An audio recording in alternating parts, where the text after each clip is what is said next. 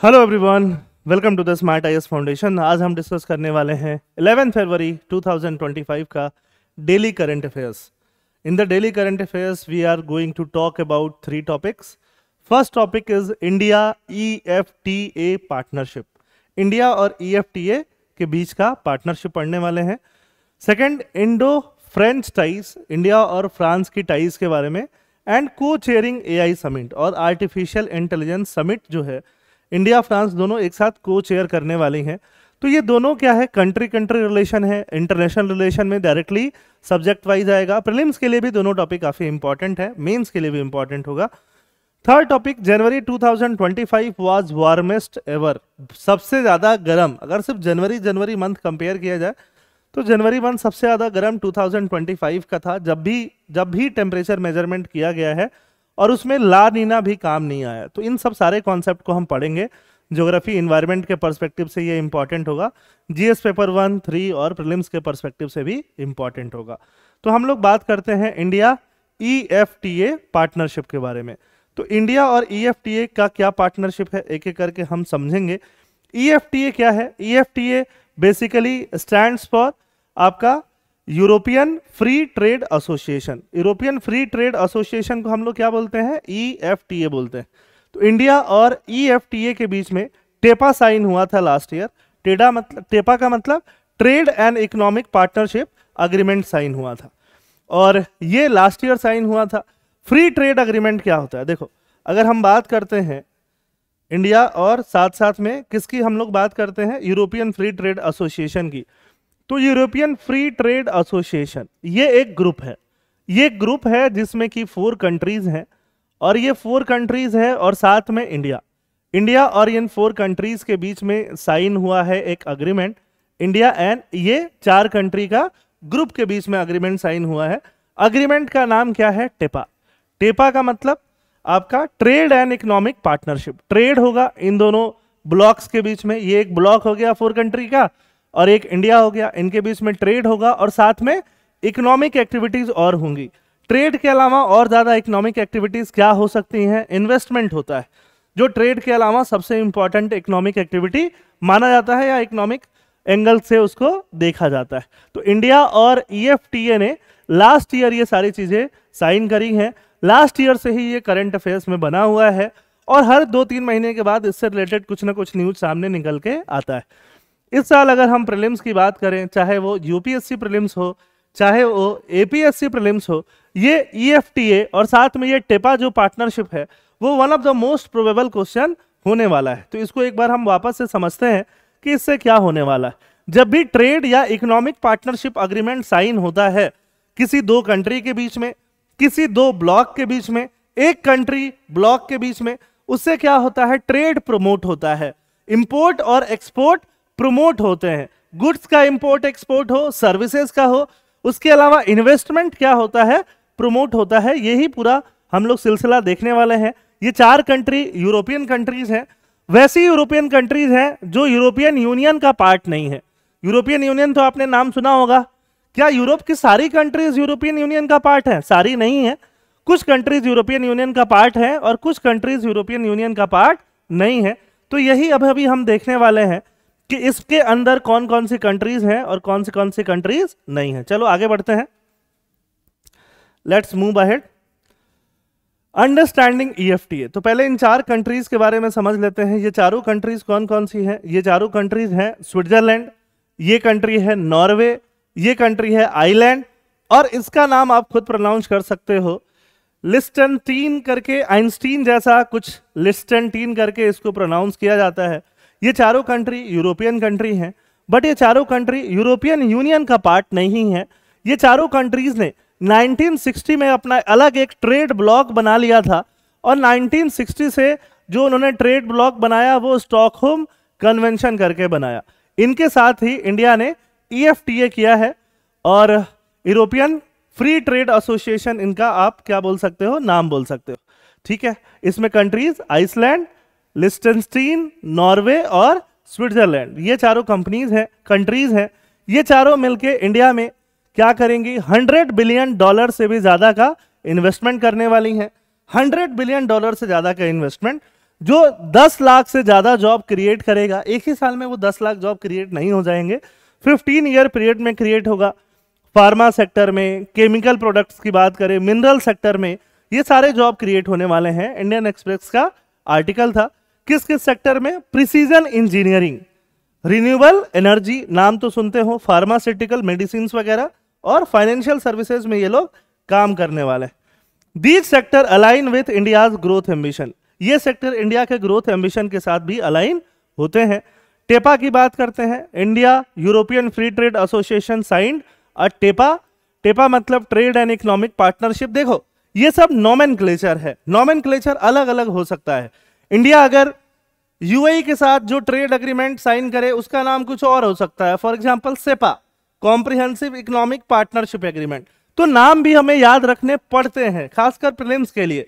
Prelims में नाम जरूर पूछा जाता है, आइडेंटिफाई करने को दिया जाता है। India EFTA to implement trade and economic partnership agreement by 2025 end. Last year ये अग्रीमेंट साइन हुआ है, इस साल के एंड तक इसको इंप्लीमेंट कर दिया जाएगा। अच्छा, अगर ये इंप्लीमेंट हो रहा है तो इससे क्या बेनिफिट होगा? टैरिफ्स कम कर दिए जाएंगे। जो भी गुड्स एंड सर्विसेज का इंपोर्ट एक्सपोर्ट होता है उस पर टैरिफ कम हो जाएगा। कस्टम का प्रोसीजर स्ट्रीमलाइन हो जाएगा। यहां से जो गुड्स भेजे जाते हैं इन कंट्रीज में, चारों कंट्रीज में, और वहां से जो यहां आते हैं उसके लिए जो भी कस्टम क्लियरेंस का प्रोसेस है बॉर्डर पे, उसको और ज्यादा स्ट्रीमलाइन कर दिया जाएगा। उसमें टाइम कम लगेगा, हैसल कम लगेगा। इंटेलेक्चुअल प्रॉपर्टी प्रोटेक्शन को बढ़ाया जाएगा। अगर यहां से कुछ गुड्स सर्विसेज या कोई भी चीज वहां भेजी जा रही है, एक्सपोर्ट किया जा रहा है, वहां से यहां एक्सपोर्ट किया जा रहा है, तो उसमें जिस कंट्री का इंटेलेक्चुअल प्रॉपर्टी इन्वॉल्व है उसको प्रोटेक्ट करने का इसमें क्लॉजेज हैं। और साथ में ट्रेड प्रैक्टिसेस क्या होंगी? और ज्यादा सस्टेनेबल होंगी। इन्वेस्टमेंट की बात तो हमने कर ही लिया, और जॉब्स क्रिएट करने की बात तो हमने कर ही लिया। ये चारों कंट्रीज कहाँ पे हैं? इनको अगर आप आइडेंटिफाई करोगे तो स्विट्जरलैंड एक लैंड लॉक्ड कंट्री बनता है। स्विट्जरलैंड यूरोपियन यूनियन का पार्ट नहीं है। लाइकवाइज आइसलैंड, नॉर्वे और लिस्टेनस्टीन करके ये चारों कंट्रीज हैं। ये चारों कंट्रीज के साथ इंडिया का क्या हुआ है? ट्रेड अग्रीमेंट हुआ है। तो इंडिया के साथ ये चारों कंट्री का जो क्या ट्रेड अभी तक हिसाब किताब रहा है वो देखते हैं 2023 के हिसाब से। आइसलैंड के साथ बहुत ही कम हम लोगों ने एक्सपोर्ट या इंपोर्ट किया है, मिलियंस में, बिलियन भी नहीं है, मिलियन में है। 13 मिलियन का एक्सपोर्ट है, 5 मिलियन का इंपोर्ट है। तो आइसलैंड के साथ हम नेट पॉजिटिव में चल रहे हैं। लिस्टेनस्टीन, नॉर्वे और स्विट्जरलैंड के साथ हम नेगेटिव ट्रेड बैलेंस में चल रहे हैं। मतलब स्विट्जरलैंड से हम बहुत सारी चीजें इंपोर्ट करते हैं और बहुत कम हम उसको एक्सपोर्ट करते हैं। तो ये जो ट्रेड वॉल्यूम है, चाहे एक्सपोर्ट का होगा और चाहे इंपोर्ट का होगा, वो दोनों बढ़ेगा, क्योंकि अब ट्रेड और ज्यादा इजी हो जाएगा इन दोनों कंट्रीज के बीच में। फॉरेन डायरेक्ट इन्वेस्टमेंट और ज्यादा आसान होगा, जैसा कि हमने देखा $100 बिलियन से ज्यादा का इन्वेस्टमेंट होगा। सर्विस सेक्टर और ज्यादा बूस्ट होगा। यूरोपियन यूनियन के साथ भी और ज्यादा इंडियन इकोनॉमी भी इंटीग्रेट होगी। Encourage domestic manufacturing, domestic manufacturing को बूस्ट मिलेगा अगर डोमेस्टिक प्रोडक्ट इन कंट्रीज में ज्यादा जाके एक्सपोर्ट हो रहे हैं। टेक्नोलॉजी कोलैबोरेशन इन कंट्रीज के बीच में और इंडिया के बीच में और ज्यादा इंप्रूव होगा। EFTA desk significance for economic cooperation, EFTA desk establish किया जाएगा। The establishment of EFTA desk in India represent a shift from conventional trade agreement to a dynamic forward looking economic partnership. एक तरह से एक office setup कर दिया जाएगा, और वो ऑफिस जो है इन दोनों ब्लॉक्स के बीच में, इंडिया और इस ब्लॉक के बीच में जो भी ट्रेड रिलेटेड कंसर्न्स होंगे, वो ऑफिस जो है इसको एड्रेस करेगा, जिसको हमने क्या नाम दिया है? एफ्टा डेस्क नाम दिया है। एफ्टा डेस्क क्या करेगा? बिजनेस पार्टनरशिप को फैसिलिटेट करेगा, रेगुलेटरी फ्रेमवर्क को गाइड करेगा। इन दोनों के बीच में लॉज कैसे बने, बेसिकली रेगुलेशंस कैसे बने, प्रोसेस कैसे बने, उसको गाइड करेगा। बिजनेसेस को असिस्ट करेगा नेविगेट करने में, मार्केट कितना कॉम्प्लेक्स है उसको समझने में, वो सारा यहाँ पे हेल्प करेगा। This proactive approach has already resulted in over 100 EFTA businesses visiting India to explore trade and investment opportunities. बहुत सारी एफ्टा कंट्रीज की बिजनेसेस इंडिया विजिट कर चुकी हैं, मोर देन 100 लास्ट 1 ईयर में, और आके यहाँ पे देख के जा चुकी हैं कि इंडिया के अंदर कैसा मार्केट है और किस तरह का अपॉर्चुनिटी है उनके लिए। तो ऑब्वियसली इंडियन कंपनीज भी वहां जा रही होंगी और जाके देख रही होंगी कि इंडियन कंपनीज के लिए उन कंट्रीज में क्या अपॉर्चुनिटीज है। Long term vision of the partnership क्या है? The EFTA India partnership is not just transactional but transformational. ये बहुत इंपॉर्टेंट कीवर्ड है जो आप कंक्लूजन्स में यूज कर सकते हो। सिर्फ ट्रांजैक्शनल नहीं है कि हाँ पैसे का लेन देन हो रहा है बस खत्म, यहां तक नहीं है, ट्रांसफॉर्मेशनल है। उन कंट्रीज के बीच में और इंडिया के बीच में जो रिलेशंस है, एग्जिस्टिंग रिलेशन को ट्रांसफॉर्म करेगा। Unlike traditional trade deal, TEPA fosters a sustainable and innovative driven economic relationship. Long term focus किस पे होगा? Sharing cutting edge technology with India, favourable condition for large scale investment in India. Partnership एक win win situation होगा, दोनों के लिए cooperation लेकर के आएगा। With Norwegian and Icelandic advancement aiding India's green transition. India's green transition मतलब India चाहता है कि हम लोग ज्यादा से ज्यादा रिन्यूएबल एनर्जी का कंट्रीब्यूशन बढ़ाएं, उसको क्या बोल सकते हो आप? Green transition. उसमें हेल्प कर रहा है नॉर्वे और आइसलैंड की government. Aiding India's green transition, this collaboration hold immense promise, क्योंकि इंडिया का ग्रीन ट्रांजिशन और ज्यादा क्या होगा? स्मूथ होगा। तो this is a very important point जो जनरली आपको देखने को कम मिलता है। Sustained joint effort will be crucial in unlocking new opportunities, driving innovation, ensuring sustainable prosperity for both region. दोनों रीजन के लिए क्या होगा? सस्टेनेबल एक तरह से प्रॉस्पेरिटी होगा। अब क्वेश्चंस की बात कर लेते हैं। यूपीएससी प्रीलिम्स ने 2017 में क्या क्या ट्रेड रिलेटेड क्वेश्चन पूछा था? Broad based trade and investment agreement is sometimes seen in the news. 2017 के आसपास न्यूज में कहां से चल रहा है? तो यूरोपियन यूनियन का उसका कंटेक्स्ट था। तो ऐसे क्वेश्चन यूपीएससी पूछती है, इसीलिए आपको ये क्वेश्चन ध्यान में रखना चाहिए। Indo France ties and co chairing AI summit. India France का टाइज है ना, देखो लास्ट कुछ सालों से, फॉर एग्जांपल लास्ट अगर हम स्पेसिफिकली 10 इयर्स बोलें या 15 इयर्स बोलें तो 10-15 इयर्स में इंडिया फ्रांस के रिलेशनशिप बहुत ज्यादा स्ट्रांग होते गए हैं। अगर हम ग्लोबल पावर की बात करते हैं तो ग्लोबल पावर में यूएस है, चाइना है, रशिया है, जापान भी है, जिनके साथ हम इंडिया के रिलेशंस की बात करते हैं। जब आप आईआर का सिलेबस देखते हो यूपीएससी का या एपीएससी का या किसी भी स्टेट पीसीएस का, तो आपको दिखता है कि relation with major powers, India के रिलेशन मेजर पावर कंट्रीज के साथ कैसे हैं। मेजर पावर में डिस्क्राइब नहीं किया गया है कि किस किस कंट्री की बात हो रही है। और फ्रांस भी विद द टाइम एक मेजर पावर बन के उभरा है या मिडिल पावर से थोड़ा ऊपर बन के निकला है। तो फ्रांस के साथ रिलेशनशिप पिछले 10-15 साल से घूम रहा है और धीरे धीरे इंडिया और फ्रांस का जो टाइज है, रिलेशनशिप है, वो स्ट्रांग होते जा रहा है। फॉर एग्जांपल अब स्ट्रांग जो होते जा रहा है, फ्रांस के साथ बहुत सारे डील्स इंडिया ने पास्ट में साइन किया है। और इंडिया और फ्रांस अभी आर्टिफिशियल इंटेलिजेंस की जो समिट होने वाली है, दोनों उसको को चेयर करने वाले हैं। France invited PM Narendra Modi to co chair AI summit in Paris, reflecting India's growing role in emerging technology. तो इंडिया का रोल भी दिखाता है और साथ साथ इंडिया और फ्रांस का पार्टनरशिप भी इसमें दिखाता है। इंडो फ्रांस रिलेशनशिप क्या है? India and France maintain a strong defence partnership. Rafale आपको पता होगा, राफेल कहां से आता है? फ्रांस से आता है, राफेल फाइटर जेट। और साथ साथ में नेवी के लिए भी 26 राफेल एम जेट प्रोक्योर करने की बात चल रही है। P-75 स्कॉर्पियन प्रोजेक्ट, ये सारे जो हैं डिफेंस में यूज होने वाले वेपन्स हैं और मशीनरीज हैं।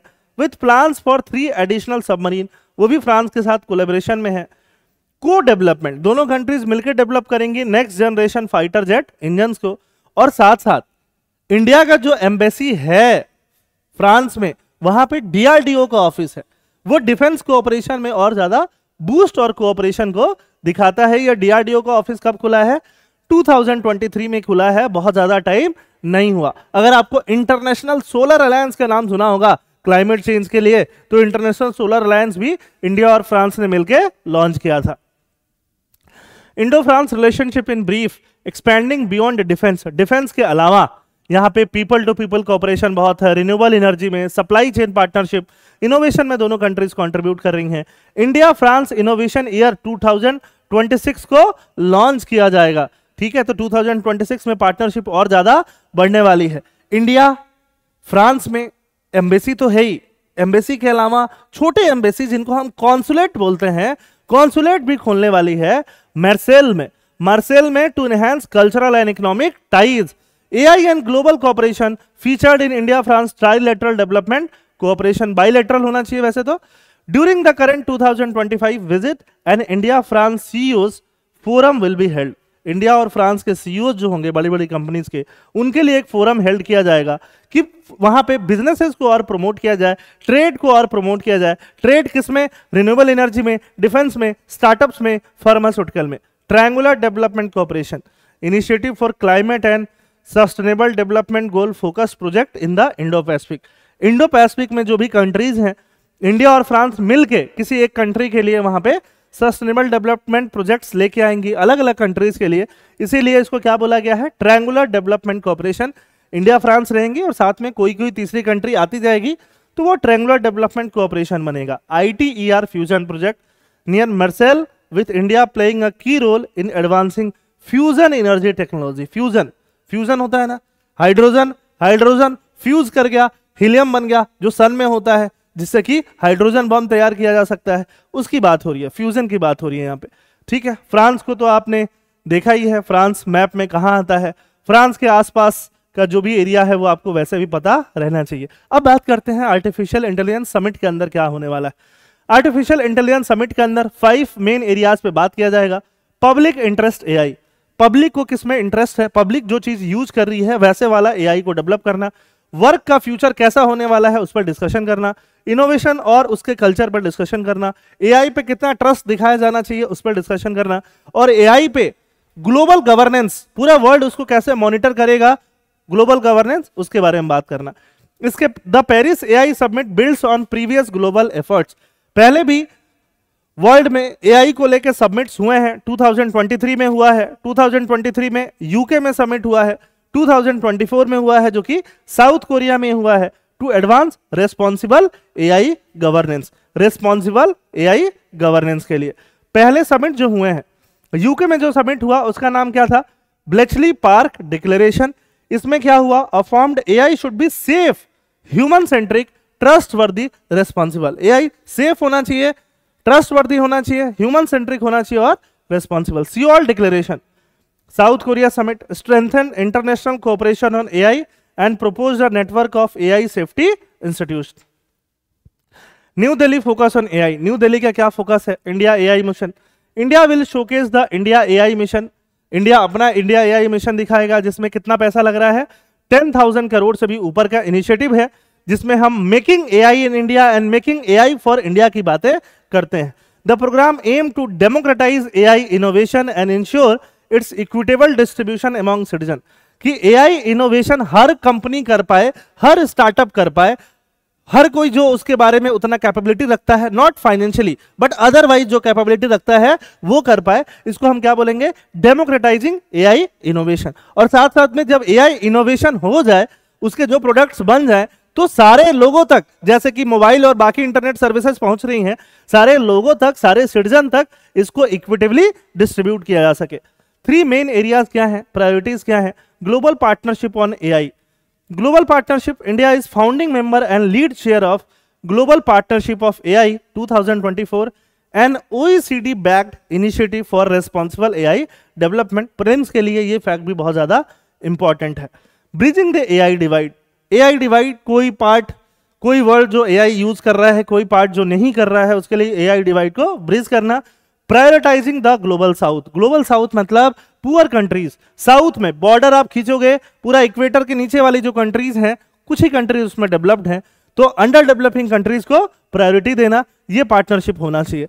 पार्टनरशिप, इंडिया और फ्रांस की पार्टनरशिप को और ज्यादा बढ़ाना, strategic partnership, long term commitment, robust global partnership, ethical AI development, ये सारी चीजें यहाँ पे इंडिया और फ्रांस फोकस करने वाले हैं जब दोनों को चेयर करेंगे ग्लोबल एआई समिट को।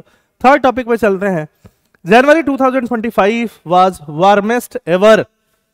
जब हम जनवरी कंपेयर करेंगे, हर साल की अगर जनवरी कंपेयर कर रहे हैं, अगर हम जनवरी कंपेयर कर रहे हैं 2025 का, अगर हम जनवरी कंपेयर कर रहे हैं 2024 का, अगर हम जनवरी कंपेयर कर रहे हैं 2023 का, अगर हम जनवरी कंपेयर कर रहे हैं 1900 का, कहीं से भी जनवरी कंपेयर कर रहे हैं, तो सबसे वार्मेस्ट जनवरी जो निकल के आया है वो 2025 वाला निकल के आया है। 2024 के कंपैरिजन में भी ये ज्यादा गर्म है, और इसके पहले जितना भी डेटा कलेक्ट हुआ है किसी भी ईयर के जनवरी मंथ का, उससे ज्यादा गर्म आपको जनवरी 2025 देखने के लिए मिला है। इसका मतलब जो क्लाइमेट चेंज और ग्लोबल वार्मिंग जो फिनोमेना है वो बहुत ज्यादा हॉन्ट करने वाली हैं, जो अभी से ही हॉन्ट कर रही हैं। आगे हम बात करते हैं कि कितना ज्यादा टेम्परेचर रिकॉर्ड किया गया। अगर हम बात करें जनवरी 2024 के कंपैरिजन में, तो वहां से 0.09 डिग्री सेल्सियस जनवरी ज्यादा गर्म रहा। अगर हम बात करें 1991 से 2020 30 साल का एवरेज ले लें, तो वहां से भी 0.79 डिग्री सेल्सियस ज्यादा गर्म रहा। और अगर हम प्री इंडस्ट्रियल लेवल मतलब 19th सेंचुरी की बात करें, तो 19th सेंचुरी के हिसाब से जनवरी 1.75 डिग्री सेल्सियस ज्यादा गर्म रहा। अगर हम बात करते हैं ग्लोबल वार्मिंग की, अगर हम बात करते हैं कि पेरिस क्लाइमेट नेगोशिएशन में क्या हुआ, तो हम ये बात करते हैं कि जो प्री इंडस्ट्रियल लेवल है, प्री इंडस्ट्रियल लेवल के कंपैरिजन में जो ग्लोबल वार्मिंग थी वो 1.5 डिग्री सेल्सियस से ज्यादा नहीं हो, या एट मैक्स 2 डिग्री सेल्सियस से ज्यादा नहीं हो, 1.75 तक हम ऑलरेडी पहुंच ही चुके हैं। तो ये एक अलार्मिंग सिचुएशन है, ये एक डेंजरस सिचुएशन है। अब ऐसा अगर हो रहा है तो इसके फैक्टर्स क्या क्या हैं? पहला, increased carbon absorption by plant during strong La Nina phase may have reduced atmospheric CO2 contributing factors to warming. तो वार्मिंग का वजह क्या है? वार्मिंग की वजह हम लोग पढ़ते जा रहे हैं। Drop in aerosol and suspended particle, जो न्यूज़पेपर का हाईलाइट है, टॉपिक का हाईलाइट है, वो हम दिखा रहे हैं। ठीक है, ला नीना फेज था, ला नीना के बारे में अभी हम लोग डिस्कशन करेंगे डिटेल में। ड्रॉप इन एरोसोल्स, जो कार्बन पार्टिकल होते हैं छोटे छोटे छोटे छोटे, जो सस्पेंडेड रहते हैं एटमॉस्फेयर में, वो सस्पेंडेड पार्टिकल जो थे इस बार थोड़ा कम थे, ड्रॉप हो गया उनमें। तो ड्रॉप होने की वजह से they have allowed more solar radiation to reach earth surface. ज्यादा सोलर रेडिएशन कहाँ आ पाया?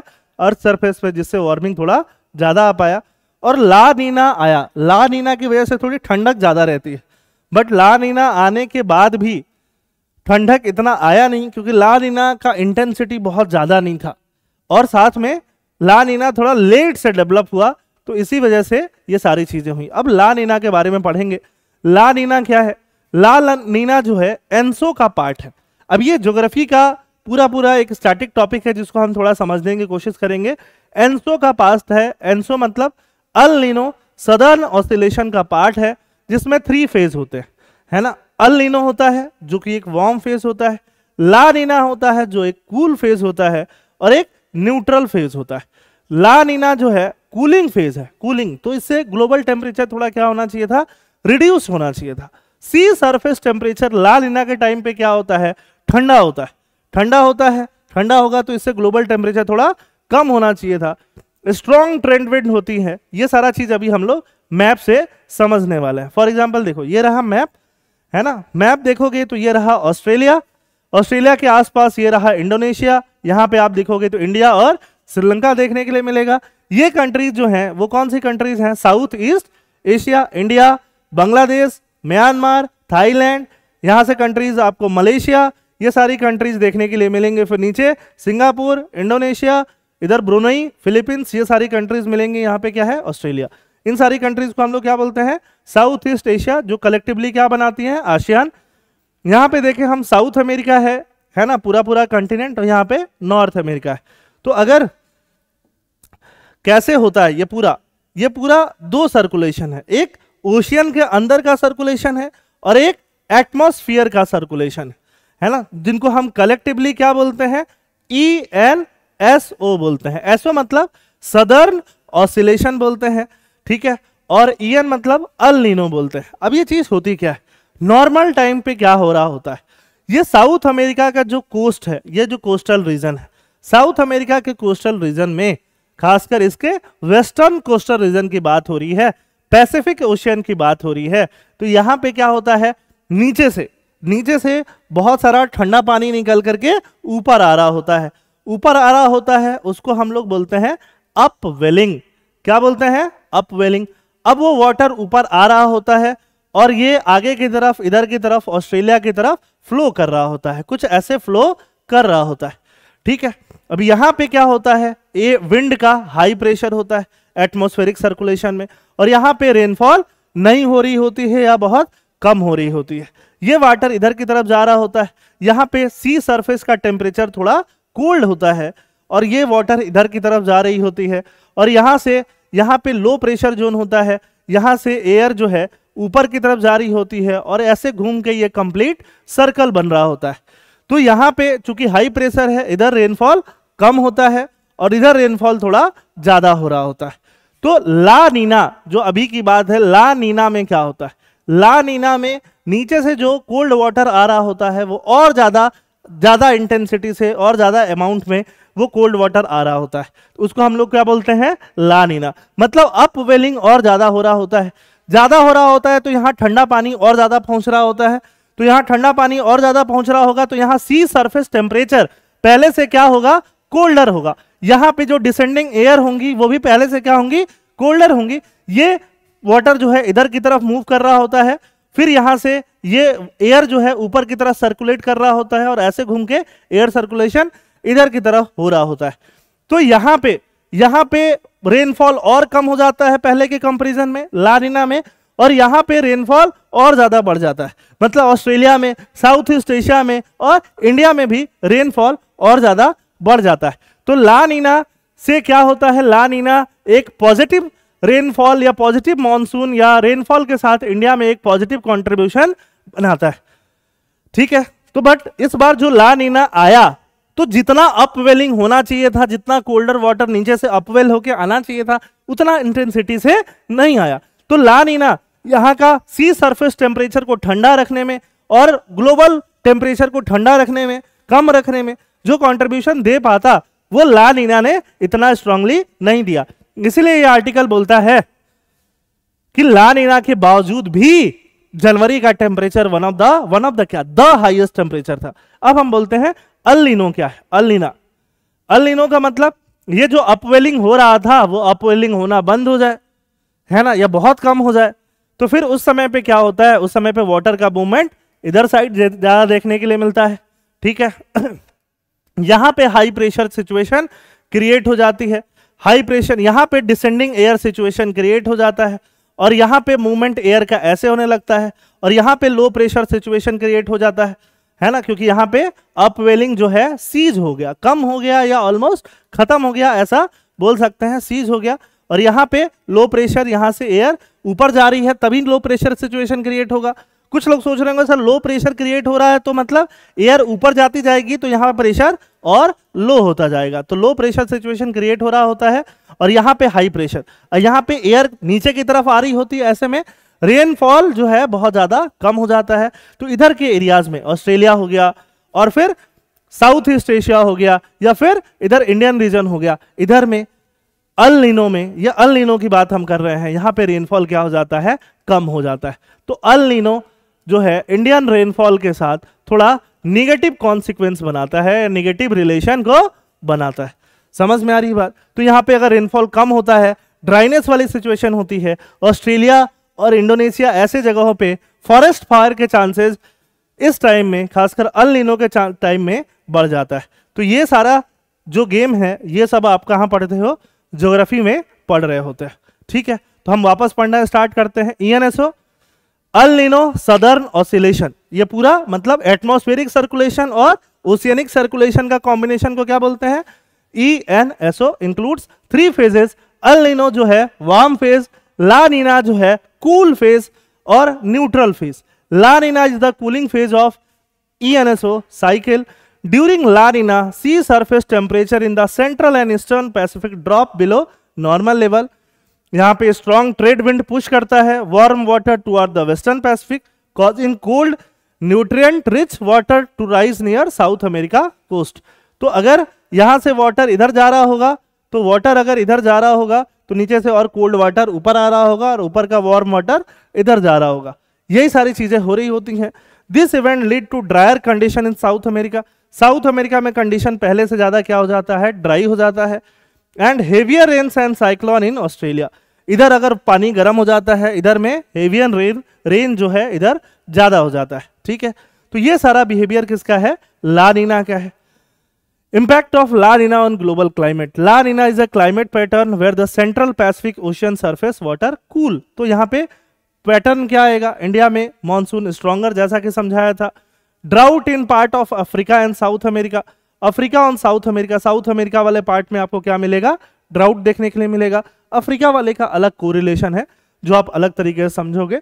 A slight cooling of global temperature. Slight ऐसा नहीं कि बहुत भयंकर इफेक्ट देखने के लिए मिलेगा. Unique behaviour of La Nina. Each La Nina event varies in intensity and duration. कितने ड्यूरेशन का रहेगा, 1 साल, 6 महीना, 2 महीना, है ना. कितने दिन तक अपवेलिंग ज्यादा रहेगी उसका कुछ कहा नहीं जा सकता. कितना इंटेंसिटी होगा वो कुछ बोला नहीं जा सकता. और ये सारा जो रिसर्च किया है वो किया है कोपरनिकस क्लाइमेट चेंज सर्विसेज ने, जो कि यूरोपियन यूनियन का प्रोग्राम है that provides reliable and up to date climate data and analysis. तो किसने ये रिपोर्ट दिया है वो भी हमें पता होना पड़ेगा, खासकर जब हम मेंस में लिख रहे हैं तब. तो ये सारा चीज हम लोगों ने समझ लिया, है ना. स्ट्रॉन्ग ट्रेड विंड होता है, ठीक है. ट्रेड विंड नाम है क्योंकि इस विंड के सहारे पहले ट्रेड ज्यादा हुआ करता था. अब ला नीना और एल नीनो में जो डिफरेंस मैंने बताया, ला नीना अभी जो चल रहा है कूलर देन नॉर्मल सी सरफेस टेम्परेचर होगा, stronger than usual trade winds होंगे. स्ट्रॉन्गर मानसून कहाँ होगा, इंडिया में होगा. वेदर क्या होगा, साउथ अमेरिका में क्या होगा, ड्राउट. ऑस्ट्रेलिया में क्या होगा, हैवी रेनफॉल. ग्लोबल इफेक्ट क्या होगा, कूलर ग्लोबल टेम्परेचर. इसका उल्टा कर दो तो क्या आ जाएगा, एल नीनो आ जाएगा. ठीक है. तो आई होप आज का करंट अफेयर्स आपको समझ में आया होगा. Thank you. जय हिंद.